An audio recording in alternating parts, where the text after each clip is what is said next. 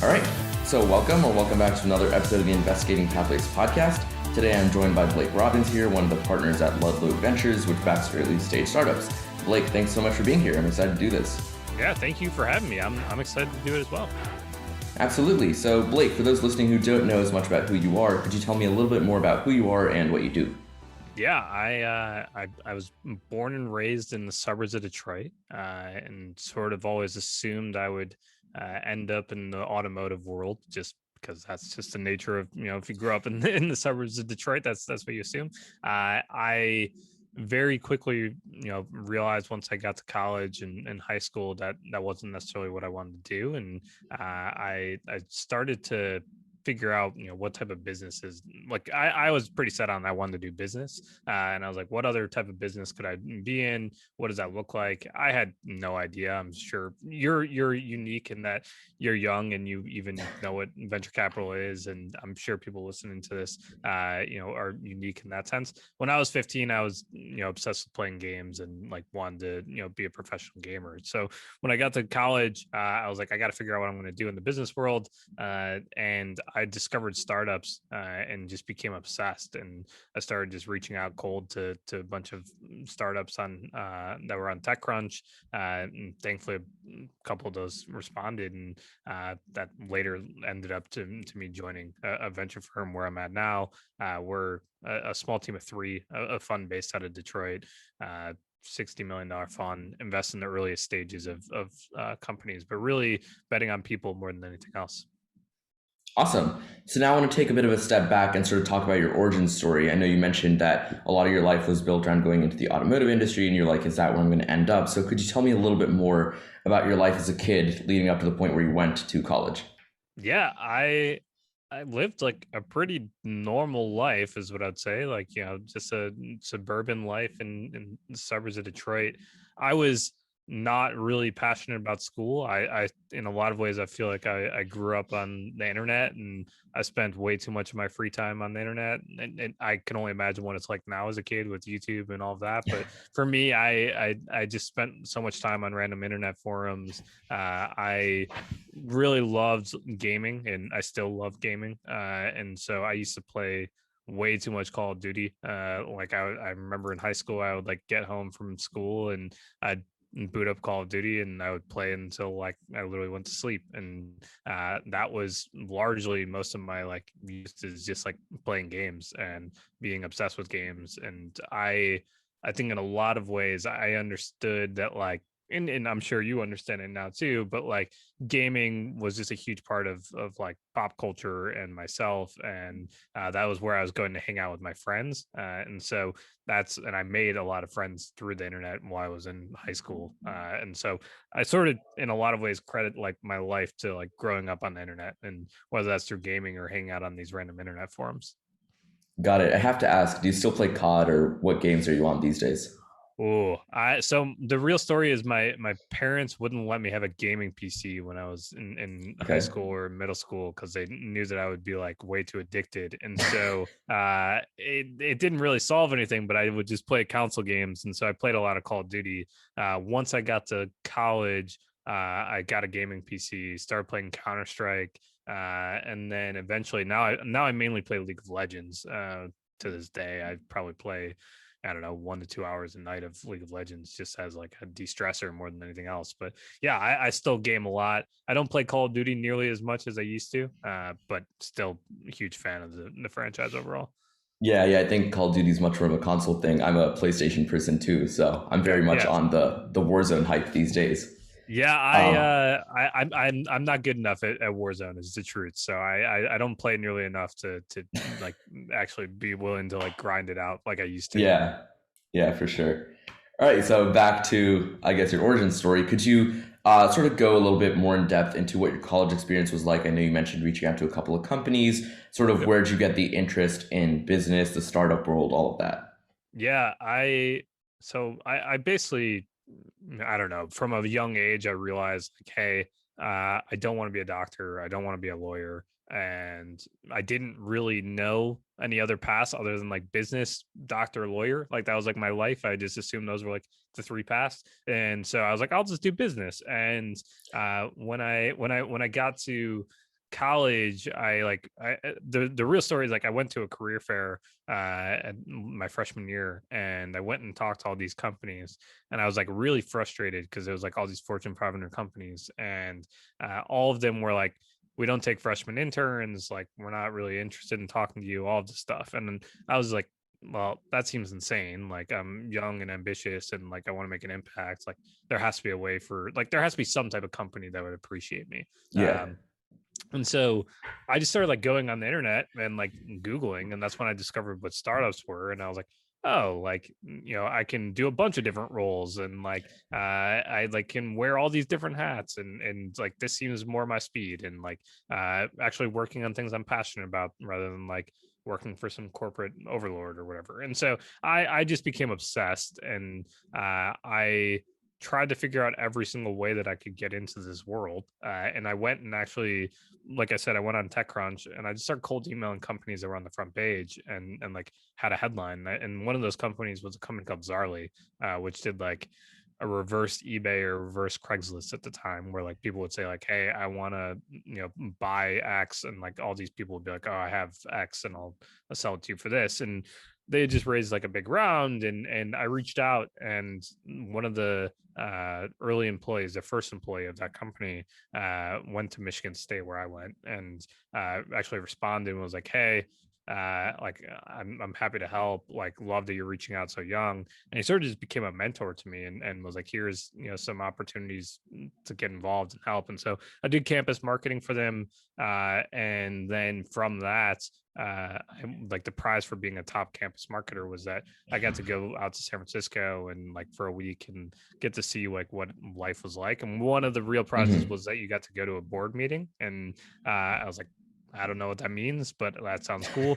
And they had a really awesome board with like some people from Kleiner. They had Meg Whitman. Like it was a really great board. And I just remember ending up in that room and being like, this is someone's job. Like, what are their jobs? Like, like what are they doing? And that's when I learned about venture capital and just became obsessed with like, how do I end up as a VC?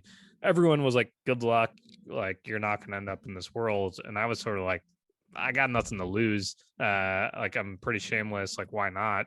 And I sort of just viewed my resume like the point that I believed in was, could I get into venture capital after college? I don't know, but if not, I'm going to try and become like the first employee at a startup that I really like. And that was like basically my only goal in college, was like thinking about that. And so I viewed my resume almost as if like it was this portfolio of like, hey, I can't invest in these companies, but I can invest my time and like do internships at them and sort of show that maybe I'm a good company picker. That was one piece. And then the other piece was like, let me do every type of business role that I possibly can.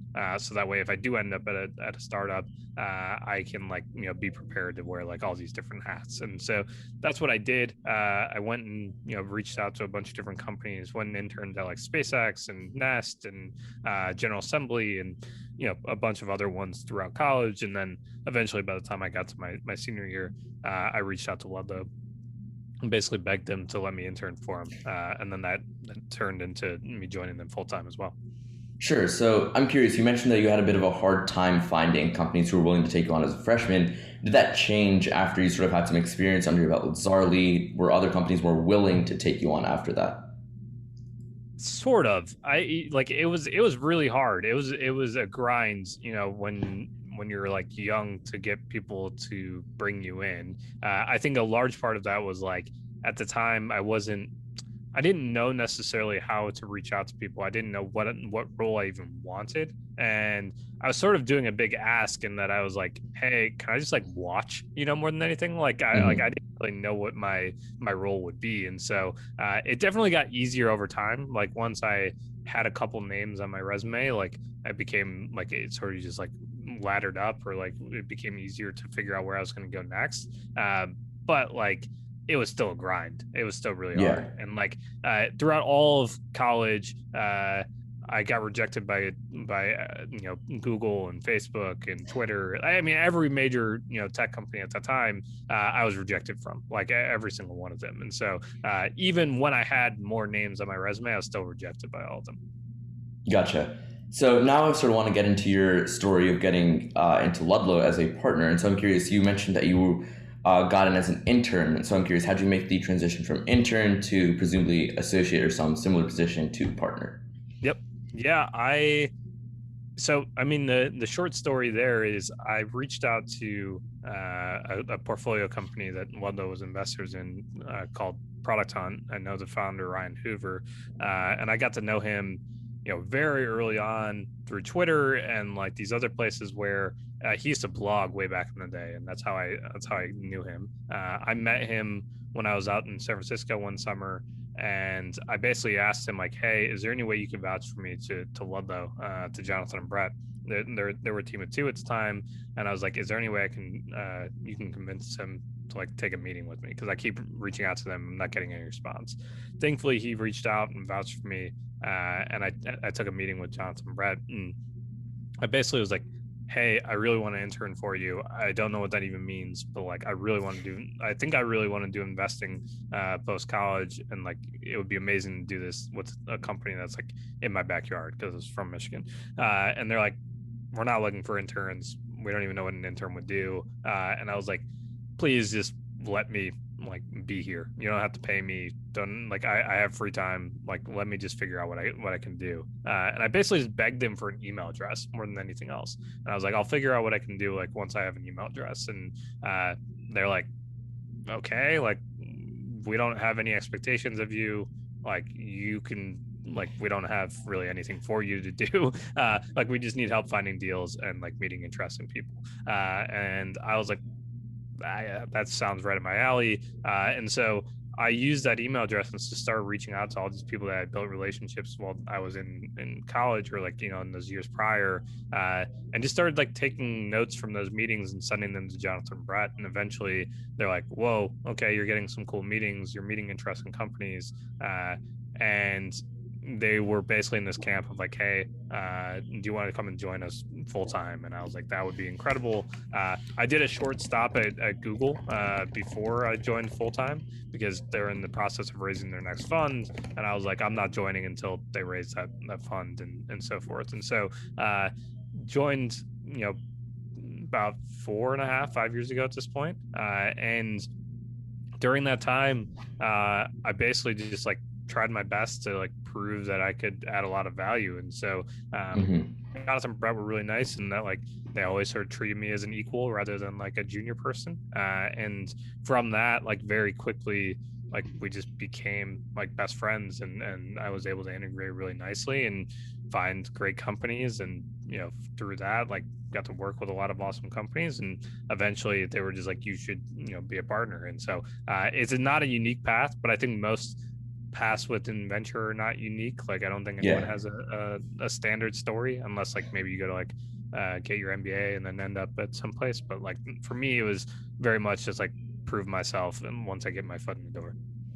That's fair. It's pretty cool. So now I sort of want to talk about how it's been investing for you over the past few years. So obviously, and I should add in, I follow you on Twitter, but I haven't really seen a lot of, you know how on Twitter these days there's a lot of like Miami's the best place to be, the Bay is the best place to be, Austin's the best place to be. All of this talk, right? Where like a lot of venture capital is concentrated. I'm curious, has being based out of Michigan changed the way that you think about venture capital or investing relative to what you've seen on Twitter or even like when you go to San Francisco and stuff like that? Yeah, I mean, look, like 5 years ago when I would tell people I was based out of Detroit, people would like roll their eyes and be like, "What? That doesn't make any sense." I think COVID definitely, leveled the playing field, and that people are like, "Oh, okay, like you can sort of be wherever. Like it doesn't really matter where you are." I think every geography or every location has their pros and cons. I think for Michigan, like I'm one of those people that really likes to put their head down and like read and write and really be more internet native than like be at a bunch of like parties or meet and greets or whatever. I don't know what do you want to call it, like mixers. And I was just like that's not me. I prefer to like put my head down and really just like focus. And that's just honestly like Michigan's just a great place to live in my opinion, and it's where my family and my friends are, and I stay, I think, relatively grounded in that like when I talk to my friends about investments. Like they're literally like, Yeah. "What? That doesn't even make sense. Like, what is that?" And so, yeah, it's there's tons of pros and cons. Like I think it really depends on your goals and what you're looking for. I think every single geography has its, or like every location has its pros and cons. Got it.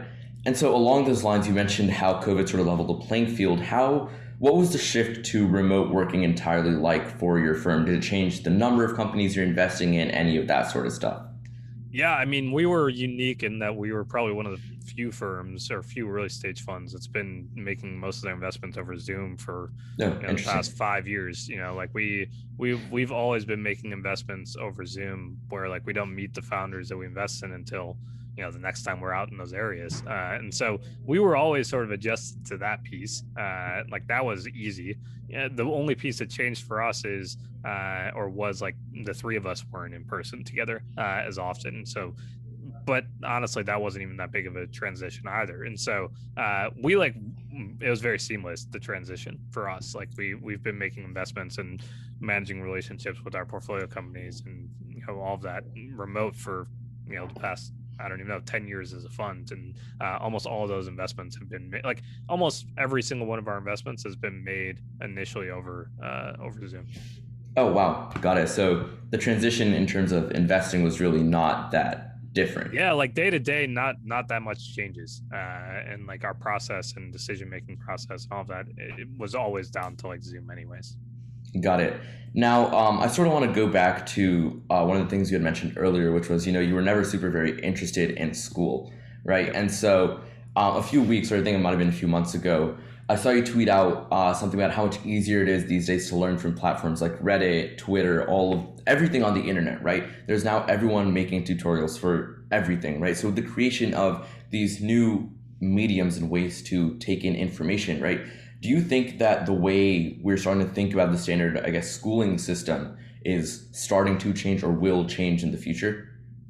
Ooh, it's a good question. I think the truth is like every single person has their own way of learning. Uh, I think school in a lot of ways taught me how to learn probably more than anything else, and that was probably the most valuable piece of like it's pretty funny because like the pieces that it taught me like probably weren't actually taught in class. It was more like, hey, how do I find answers to my homework, or like how do I find the answers to these things. Like I was always that kid who would like go and instead of actually trying to solve those problems, I would like go and search the question and like try and find like the cheat sheet or like answer sheet on the internet. And that was, I think honestly, like I learned a lot from that, and that it taught me how to Mm-hmm. Google, it taught me how to surface these things.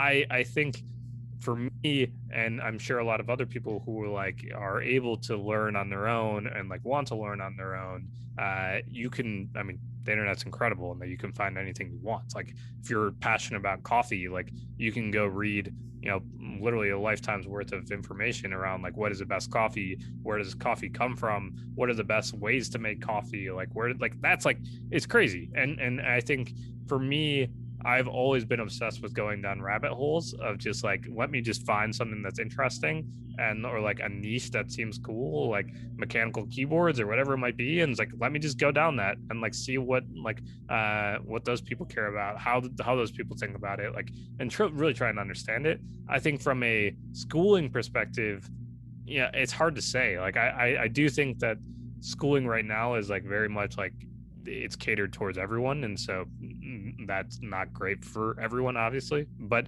I think for the most part, like it does an okay job. Like it's not going to be amazing, but I Yeah. think the power that the internet unlocks right now is that like people like you who are passionate and like actually want to learn, there's so many different paths to learn, and like as long as schools teach that and like encourage that, then I'm all for it. But I think it will change. There's gonna be a lot of different ways that this evolves over time, whether that's like straight YouTube classes or whatever it might be. But I think the reality is every kid learns different, and so trying to figure out what that looks like or how to figure out what is best for you versus me is going to be different as well. Yeah. Yeah, I definitely agree. This past year, especially with online schooling, I think I was spending more time on Reddit learning how to do things like math as opposed to asking like my teacher or anything. So I agree. definitely going to be quite the shift. Yeah. So now I know you're very like prominent in the intersection of, I guess, venture capital and the creator economy, and so I sort of want to move towards that as our next topic a little bit. So I know on a previous podcast, I think with Gary, it might have been, you talked about how the creator economy had sort of boomed following COVID, right? More people were using YouTube, more people were following creators on Twitter, more people were buying merch, all of that stuff.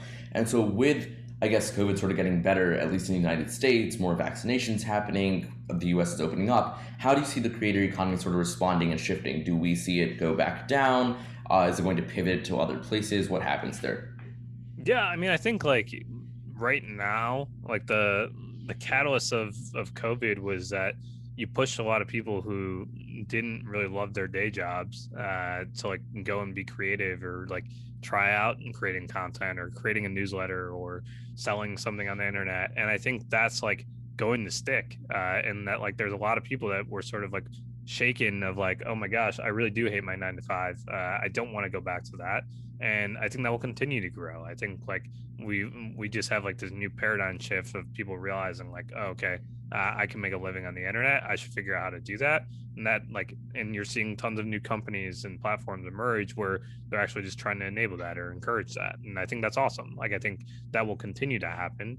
I think, you know, post COVID, who knows, you know, whatever this means, like my general sense is that it will just continue to happen, and like people will continue to like realize that they don't like their standard 9 to 5 corporate job, and they'd rather be creating content or whatever it might be as far as like a solopreneur goes. And I think we're figuring out or realizing, I think Naval talked about this way back in the day, where it was just like there's going to be all these different, you know, segments or like fragmented type of jobs that you do as an individual. Like you might do consulting, you might write, you might like you know, do web design, like you might do all these different pieces, but like as an individual or a creator, you're going to be doing a bunch of different, you know, or selling a bunch of different products and services. And so that gets me really excited. Like I think we're getting closer and closer to that vision. Got it. So on that topic, recently, especially over COVID, channels like especially Mr. Beast is probably the best example of this, right? Yep. He's built Beast Burger, Finger on the app, all of these. He's starting to sort of, I guess, the Mr. Beast brand is like, for an analogy, you call it Alphabet, and things like Finger on the app or Google and all the other entities inside of Alphabet, right? So are you seeing, or do you think we're going to see more creators moving away from just like what was the previous norm of making money, is selling merch and YouTube ads, to treating their channel as other like new alphabets, right, as opposed to just a singular entity? Yeah, I mean, I hope. I think we're in this time right now where I think creators are finally waking up and realizing like, wow, we have huge distribution. Like, what can we build for that? Which is a really interesting, you know, opportunity. Like, you don't really have that too often, where like you think about the standard entrepreneur right now who's just like, hey, what's the problem that I'm going to try and solve for, you know, and then like find the audience over time. Whereas like in this case, it's like, I have this massive audience. What do I build for that audience? That's a really unique situation. And I think it takes a very special type of creator though to want to build more than just like their content itself, or Yeah. like, you know, like for a lot of these creators, selling their merch and making their videos is enough. And I think it takes like a really unique type of creator to like see a bigger opportunity and working towards building more. Like I think that's, and it's not easy to do that, and there is risk with all of that, and like you need to go and recruit a team, you need to find the right teams, and I think there is an opportunity overall though where you're going to see new companies emerge that are basically like, hey, let us white label these things for you, and if that happens, then like for sure you're going to see, you know, every type of creator selling way more things or building more products. But I would just like push more on where you find those opportunities within like the digital side of this. Like, is it a white labeled game company? Is it like white labeled credit cards? Like, I don't know what does it look like, but we will see that over time for sure, where like these creators are going to build those. Absolutely. Yeah, I agree. So now on that topic of how creators are building their businesses, I'm curious, how do you see that comparison between, I guess, your standard quote unquote like average entrepreneur who's not a creator, who's not coming from a place where they've built their own brand, and someone like Mr. Beast who's got their brand is now expanding into businesses. How do you sort of see the disconnect or the difference between both of these? Which one, or sort of what are the prominent differences to you?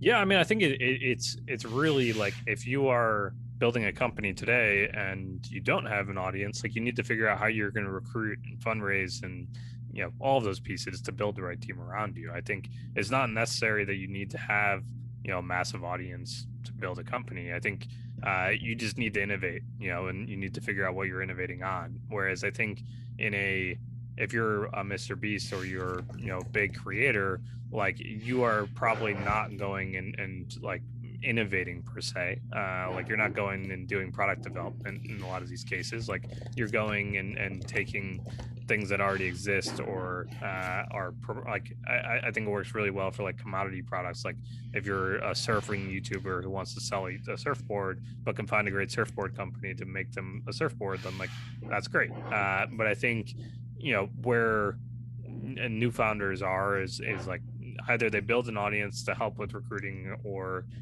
help with fundraising, or they just like go and build a great company. Like I don't think it Yeah. needs to be exactly there, but I think there is some advantages to having a big audience, and especially if you can find a great technical team or recruit a great team around you as well.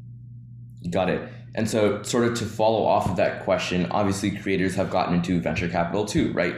Most recently, Night Media got into it, Animal Capital with all the Sway Boys, all these people are getting into venture capital. How do you think there's a difference in those sort of creator backed venture firms and I guess your standard A16Z, Kleiner, all of these, I Yeah. guess, older firms? Yeah, I mean, I think they're great. Like, I think it's good for the ecosystem, and they can add a lot of value within the ecosystem. I think like they're different in the ways that they might be thinking about product or the ways that they add value, and like the expectations of each of those firms is different, right? Like, when Andreessen invests, like they're probably taking a board seat, and there's expectations around they'll help in all these other ways. Whereas like if a knight or an animal invests, then it's like, okay, maybe the expectation is just like we can use their name or they'll promote it or whatever it might be, which is just different. And so like I think the best companies have cap tables with people from a wide range of areas, and I think getting exposure into more creators is great, and I think it's great for creators that they're thinking like that too. Got it. So, do you? This is purely speculative, but do you think that there's one day we're going to see a company which has like Ben Horowitz and I guess I don't know Josh Richards on the board at the same time? Do you think that would be a successful combination? I mean, it depends on the company, but yeah, I mean, Yeah, I don't see why that can't be true. Like I think that's definitely possible. sure. I feel like that'd be super interesting to see. One can hope. Yeah. Yeah. So next topic I want to talk about is gaming investing, and especially I know you're notorious for your investment to 100 Thieves. And so first, I'm curious, what got you interested in investing in the gaming space? Obviously, we talked about how you're interested in like playing games, but why Yeah. move the next step into investing in the space? Yeah. I mean, I've always been a gamer, like I said, and in so many ways, I feel like I grew up watching, competitive gaming be a thing. Like I used to Yeah. play on these sites that were like pretty bad, honestly, but like I used to like go and organize these matches and pro matches and trying out scrims, all of that. And so I saw that at an earlier age where I was like, oh, this is a thing. And then when I ended up in venture capital, I started seeing people talk about it, and I was like, this is already a thing. Like, what are people talking about? Like, what's going on? And then I realized, like, oh wow, like it's still very early. And that's like when I started to write about the space of like where the companies, who are the major players, what do you need to understand, and then like where the investable opportunities were. And we look at gaming broadly of like we look at studios, we look at like new types of platforms, whether that's like user generated content type platforms or modding, and then we also looked at like we did a deal with 100 Thieves where was really involved with that in the early days, where one of the biggest LPs in our fund is a guy named Dan Gilbert, who owns Quicken Yep. Loans and that whole world in the Cavs. And I ended up in sort of a meeting where they were talking about esports, and we just started talking more and more about what it would look like. And I floated out like, hey, there's this guy named Nadeshot. He's sitting with a dormant brand. I wonder if there's a way where we can work together with him. And I just cold messaged him, for like a month straight of like, hey, you should meet with us. And Oh, so eventually, you didn't know him? yeah, I didn't know him. Yeah, Oh, oh, interesting.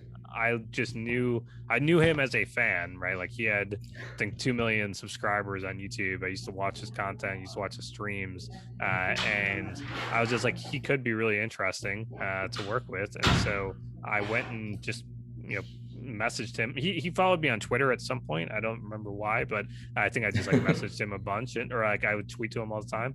And I just like DM'd him, and I was like, hey, like we have a really cool opportunity. I'd love to work together. And eventually he responded, and I convinced him to fly out to Detroit. And from there, we met up and, had all these crazy conversations, and helped sort of build out that initial founding team.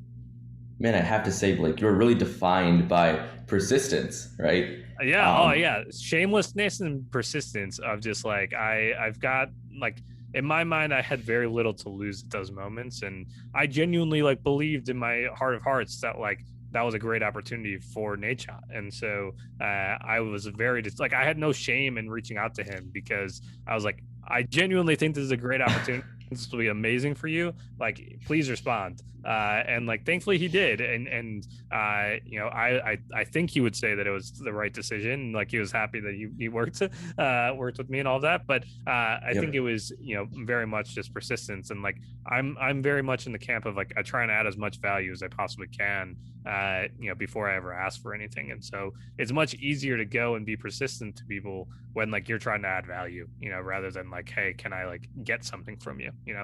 Sure. Yeah, absolutely. So now I want to move to the next and I guess final topic really that I want to touch on, which is the crypto and NFT space, which I've seen you obviously tweet a lot about recently. So first and foremost, I'm curious, what got you interested in the crypto space to begin with? Ooh. I mean, so I've been on the peripheral side of crypto for a while. I've just like being on the internet naturally, you've probably seen it for a long time. Yeah. And I remember, in 2012, 2013, like seeing when some of these bigger like Bitcoin crashes happened, like Mount Gox and all of that. I just remember being like, whoa, okay. And then I remember Bitcoin crossed $1,000, and I used to have a tweet that was like, is it too expensive to buy in right now? And it was like at $1,000 Bitcoin. And I think, for me, it was always just like, what is this? And I think there were certain points over the past 10 years, call it, where I was like really hyped and I believed it was the future. And then I was like, I don't know, maybe it's a scam. The noise is too loud. I don't fully understand this. And I think, over the past year or two, a couple of my good friends have like pushed me and be like, hey, you should spend more time here. You should spend more time here. And I really honestly, like, a ton of credit to like Fred Ursum from Coinbase and Paradigm, and then Jesse Walden from Variant. Like I've just started having conversations with them probably about a year and a half ago around this stuff. And more and more it just became like, oh, this is real. This is a real thing. And I'm, like I said, I really like going down rabbit holes. And I think crypto is really a never-ending rabbit hole. It's I agree. And in a lot of ways it's still being shaped and molded, and that's really exciting. Like, I think I could talk about creators and gaming, but I can like actually get to the bottom of that rabbit hole fairly quickly. Like I can understand and map out that market fairly fast. I think in crypto, I'm like a student again, which is why I'm really excited. And like, I don't necessarily, know where the investable opportunities are. I don't know like all of that stuff, but I'm in the camp of like, this seems really real, and it's not a scam. There was actually just a lot of noise, and there's a lot of really, really, really brilliant people working on this stuff. And if you can break through the noise, which is really hard in that space, there is real signal, and there's real like signs that this is becoming more and more of a thing. And so for me right now, I'm just going as deep as possible to learn, and like figure out where those opportunities are, and where maybe like I can add value, or like where maybe my perspective from gaming or creators or wherever, or just tech more broadly, can be added. And that's what I'm trying to spend my time thinking about right now. Gotcha.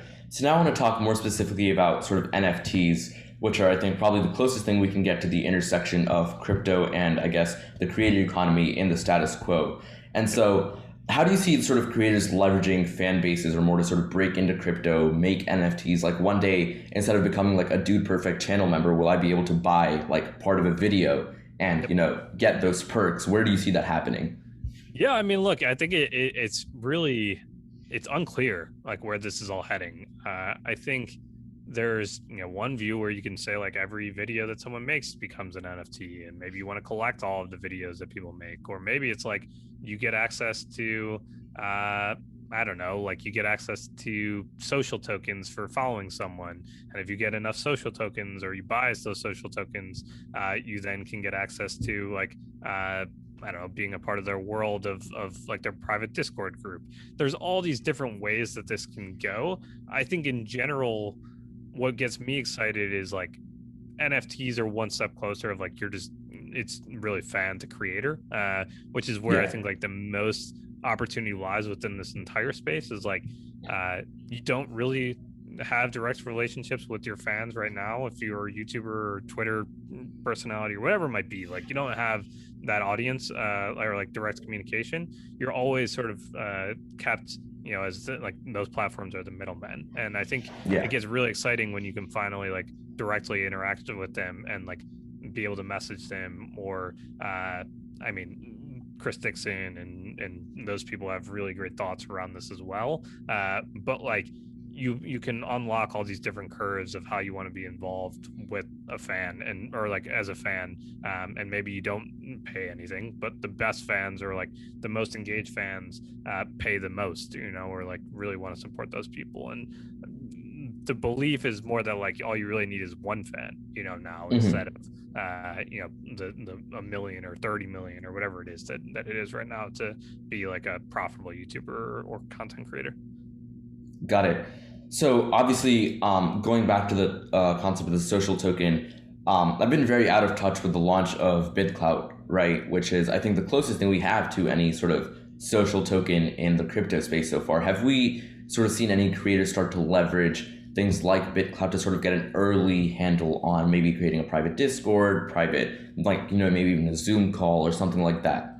Yeah, I think there's some examples. None are like amazing right now, in my opinion. Like Hmm. we've seen a couple with like Blau and Disclosure and more on the music side where you've seen some, or RAC, like those Sure. are some really cool examples of how they've approached the space. But I think it's still so early. Like I think the key, if you are a creator or you're thinking about being in the space, is doing it in a really authentic way. Like we've seen some bigger names like Logan Paul create an NFT, and it's just like okay, like do it in like a more thoughtful way, or like create some unlocks around it.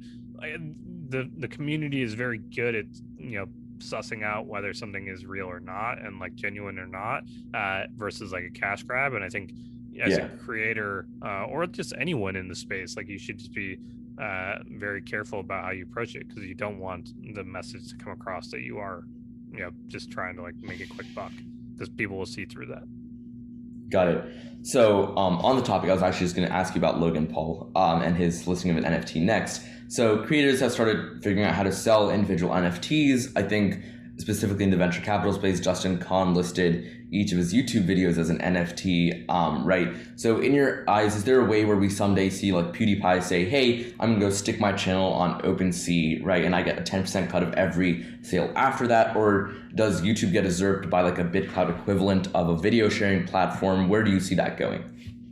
Yeah, I mean, I think there's, it doesn't have to necessarily be like, YouTube and these platforms completely disappear. My guess is that there will just be new platforms that emerge as well, or new ways to monetize this. And maybe it's just that like those platforms exist purely as discovery, and that's how you find it. But then like if you're a hardcore fan, you move on to these other places. Like it's so unclear where this all plays out.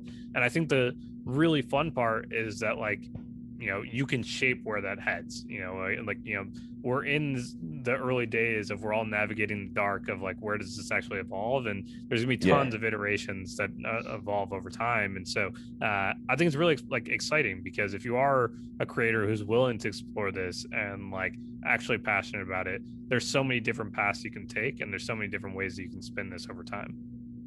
Awesome. So, yeah, I think that makes a lot of sense. Now I sort of want to move it back to you as an individual and ask some more specific questions about you. And so these are just a couple questions that I ask everyone who comes on the pod. So the first one's just going to be like, you've obviously had a very accelerated journey, I guess, in venture capital relative to what everyone else does, right? Everyone else is usually like, hey, I built my startup, maybe it worked, maybe it didn't, maybe I went through YC, I met some people and I got hired at their firm, right? And so for someone who's had a bit of a different journey and sort of an accelerated journey, what is something like just one thing that you wish you could have told yourself, right, when you were first starting out with venture capital, just that one learning lesson? Yeah, I mean, I think it's just like follow those rabbit holes, and like hang out on the edges even more. I think there was a point where, like in my life, where I was just like, like I should be chasing what all these other people are chasing, or like in that, like just in life, like you can always just be like, oh, all these people are doing X, I should go be doing that as well. And I think what I've learned over time, or like realized as I've gone deeper in the space, is like follow the interesting stuff that like interests me, like don't try to be someone Mm-hmm. that I'm not. And like if I'm genuinely passionate about that space and I'm like going to learn about those spaces in my free time, it's gonna be hard for someone who's like not passionate about those spaces to compete with me in those areas, because like I'm gonna live and breathe those areas. And so Yeah. that's like, I would personally just say like follow your passion more than anything else, and like go down those rabbit holes, and honestly just like try and add as much value as you possibly can to anyone, and like always just over deliver, in my opinion. Got it. So, along those lines, I guess if you were back to being a teenager during everything going on, the crypto boom slash, I guess today crash, COVID just is ending, what would you sort of work on? What rabbit hole would you go down? What would you be doing?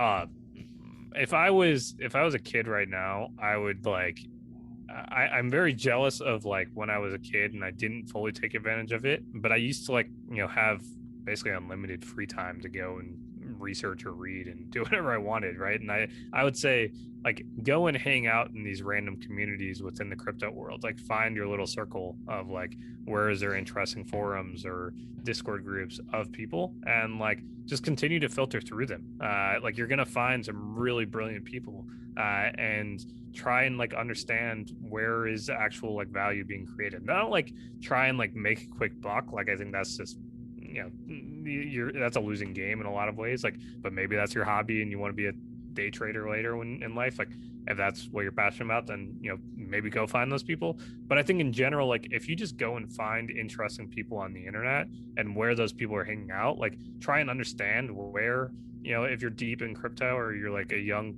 person in crypto, like where are they hanging out? Are they hanging out in some random forum? Are they hanging out in some random Discord? Or are they like hang out on Twitter? I don't know. But like try and figure out how to break into those worlds and like build relationships with those people, because like you're just naturally going to get like find interesting things from that. Got it. So you are very bullish on crypto. You see once like, so you think like once people are very thoroughly entrenched and understand how it works and they've sort of gotten, I guess, as close to the bottom of the infinite rabbit hole as possible, you think there's going to be a lot of success in this space?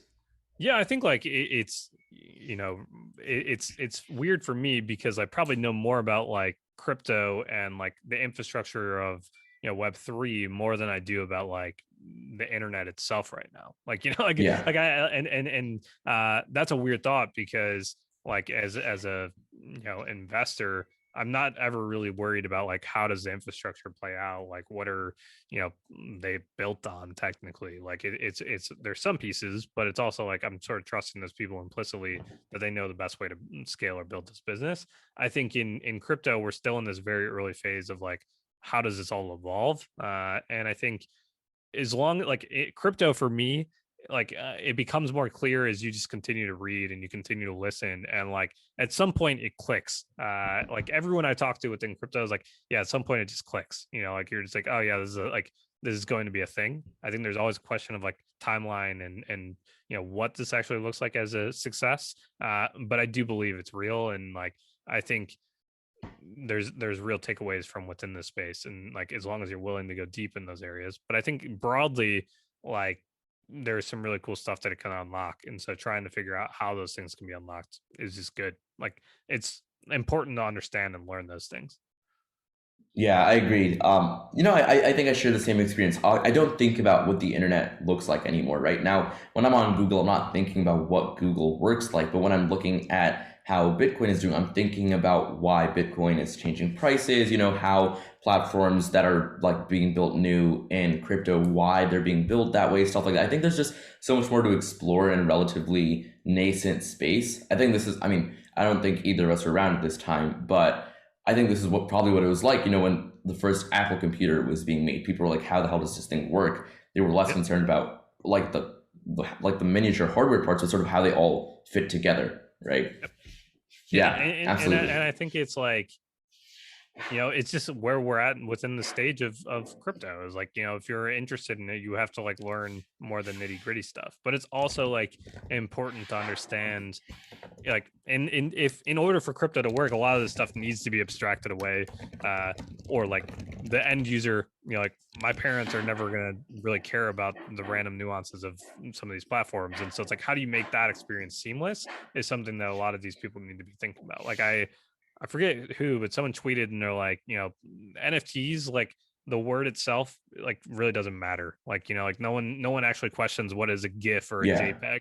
It's just like, what does this mean? And like how do I use this as a developer more than like as an end user? Like it just becomes a part of your experience. And that's what I think, like that's when things really start to take off, is when people within the community are just like, oh yeah, this is a thing, and this is like how you interact with it. absolutely.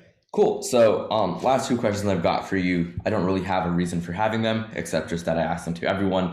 First one is just going to be which is, what's your favorite number and why is that your favorite number? Ooh.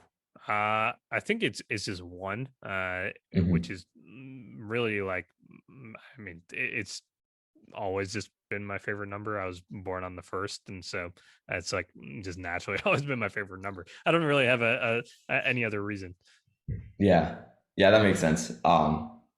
I don't have a reason for any of the numbers I like either, so that's fair. And yeah, last question is going to be, when you first hopped on the Zoom, I saw you have a lot of like really cool looking things in your background. So if you don't mind my asking, which one's like your favorite and sort of what is it, slash, is there any significance to it? Yeah, I mean, I like I said, I go down a lot of rabbit holes, and I used to be a really big sneakerhead when I was in high school. And Hmm. when I when I sort of graduated from high school, I stopped really collecting sneakers, and uh, I still have always been obsessed with like streetwear and sneaker culture broadly. And I at the time learned about cause and bear bricks and things like that, and was just like, this seems really interesting. And so yeah, been obsessed in collecting, cause figures and bear bricks for a while now, and that's really like it's just another example of like a niche or a rabbit hole, and that world of modern art is just very interesting to me, and sort of like the evolution of my time in sneaker culture. And like I still love sneakers, but I basically sold all of my sneakers and moved into cause and bear brick land instead. Wow, that's very cool. I like the pivot from sneakers to moving on to higher places, I guess. Yeah, well, look, I guess really the takeaway is like I always viewed sneakers. I collected Nike SBs specifically. Like I actually viewed a lot of that as modern art as well. Like the main reason why I even collected those sneakers is like there was really cool stories, and I mean like very vibrant colors, and there was always something around that. And when I like was thinking about what was next, it was like I really want these like collectibles and these figurines that I believe are modern art, and like tell a story, or like have a really amazing artist behind them. And that's just where I like continue to evolve. Maybe one day I'll like get even deeper into the world of modern art, and but Yeah. honestly right now this is where I'm excited and where I love. Yeah, I think the sneakerheads thing might just be a high school thing because now I'm sort of a quasi sneakerhead too, and I'm on the Jordans hype train. Okay, amazing. Yeah, Yeah, it's yeah, like it was a very big side hustle for me in high school as well. Like I would go and camp out and flip shoes all the time as well. yeah. Yeah, it's quite profitable, I think. Yeah. All right. Thanks for answering that question. I think that brings us to a really nice closing point, a really interesting one. And yeah, thanks, Blake, so much again for coming on the podcast. Hopefully we can do this again sometime. Yeah, thank you.